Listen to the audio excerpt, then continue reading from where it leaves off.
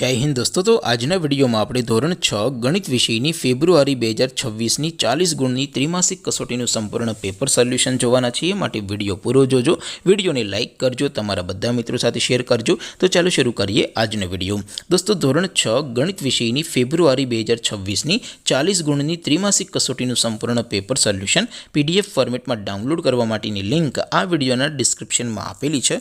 તેના પર ક્લિક કરીને તમે ક્વેશ્ચન પેપરની અને તેના સંપૂર્ણ પેપર સોલ્યુશનની એમ બંને પીડીએફને સૌથી પહેલાં ડાઉનલોડ કરી શકો છો।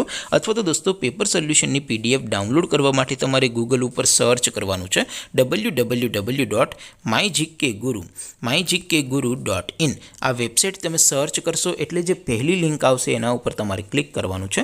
જેવું ક્લિક કરશો એટલે સોલ્યુશન માટેની mygkguru.in આ વેબસાઇટ ઓપન થઈ જશે।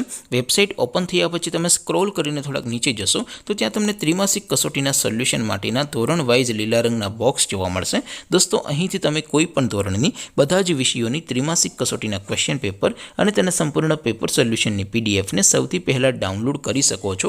જેમ કે દોસ્તો અત્યારે હું ધોરણ 6 માટે ધોરણ 6 વાળા બીજા બોક્સ ઉપર ક્લિક કરીશ। જેવું ક્લિક કરશો એટલે નવું પેજ ઓપન થશે।